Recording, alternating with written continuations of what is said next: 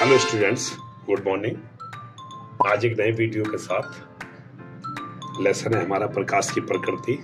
और प्रकाश की प्रकृति में हम हाइगेंस के तरंग सिद्धांत के बारे में चर्चा कर रहे हैं, यानी प्रकाश की तरंग प्रकृति के बारे में। तो प्रकाश की तरंग प्रकृति के बारे में हाइगेंस मतलब सबसे ज्यादा डेडिकेटेड रहे हैं उसके लिए। तो यदि हम यहाँ पर देखें तो तरंग सिद्धांत पर जो आधारित घटनाएं हैं वो है परावर्तन, अपवर्तन, व्यतिकरण, विवर्तन और ध्रुवण। उसमें सबसे पहले हम व्याख्या करना चाह रहे हैं प्रकाश के परावर्तन की व्याख्या। परावर्तन मतलब परावर्तन के नियमों की व्याख्या।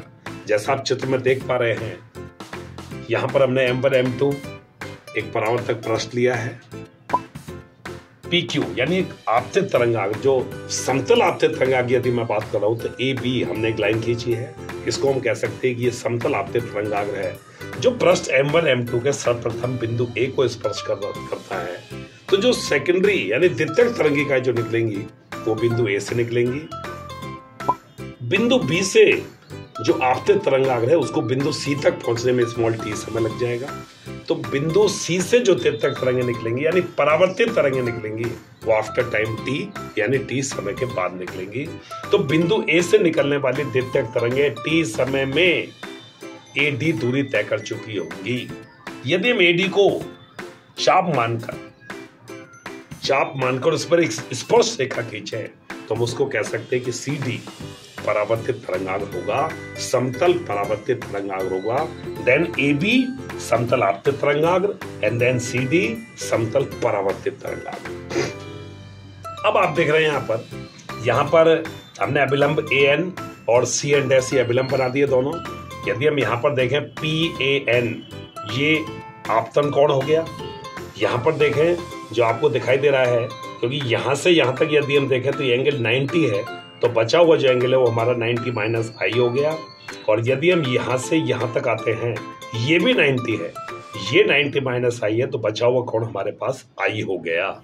इसी तरीके से यदि हम परावर्तन की बात करें तो यहाँ पर ये एंगल हमारा R है, सेम उसी तरीके से ये 90 माइनस R हो जाएगा और ये हमारे पास बचा हुआ R हो गया। ठीक है, अब हम परावर्तन के नियमों की यदि व्याख्या की बात करते हैं तो हम देखें परावर्तन का पहला नियम AB आपतित तरंगाग्र, CD परावर्तित तरंगाग्र और AN और CN' ये आपतन बिंदु पर अभिलंब है। तीनों एक ही तल यानी M1 M2 में स्थित हैं। ये तो हो गया परावर्तन का पहला नियम। अब यदि परावर्तन के दूसरे नियम की बात करें तो वो है हमारे पास angle I is equal to angle R। इसको सिद्ध करने के लिए हमें त्रिभुज ABC एंड त्रिभुज CDA इन दो त्रिभुजों को लेना होगा। और यदि इन दो त्रिभुजों के बारे में हम बात करें तो इन दो त्रिभुजों को यदि हम सर्वांगसम सिद्ध करते हैं तो हम कह सकते हैं कि angle I is equal to angle R। ठीक है, तो यदि हम इनमें बात करें अब सर्वांगसम सिद्ध करने के लिए हमारे पास दो तरीके, दो भुजा एक कोण या दो कोण एक भुजा, हम ये ले सकते हैं। तो यदि हम यहाँ पर देखें त्रिभुज ये हम ले रहे हैं ABC एंड त्रिभुज ये हो जाएगा CDA। ये हमने दो त्रिभुज ले लिए। इनमें यदि हम लें तो हम दे सकते हैं कोण ABC इज इक्वल टू कोण CDA is equal to 90 degree. दोनों 90 डिग्री के बराबर हैं। दूसरा AD is equal to BC is equal to VT, क्योंकि हमने समय वही लिया है जो B से C तक का समय है, वही A से D तक का समय है। ठीक है, वो T है। देन ये दूरी AD is equal to BC जो इक्वल है वो VT के बराबर होगी, क्योंकि दूरी बराबर चाल इंटू समय। Then AC is equal to AC दोनों के लिए उभयनिष्ठ है। तो हम देख सकते हैं एक कोण दो भुजा।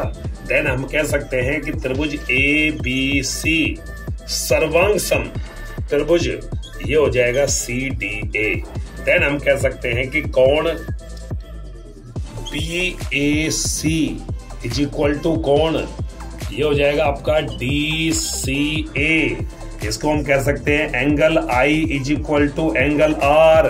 तो हम कह सकते हैं कि जो कि परावर्तन का द्वितीय नियम है। तो इस तरीके से हाइगेंस के सिद्धांत द्वारा प्रकाश के परावर्तन के नियमों की व्याख्या हुई। That's all.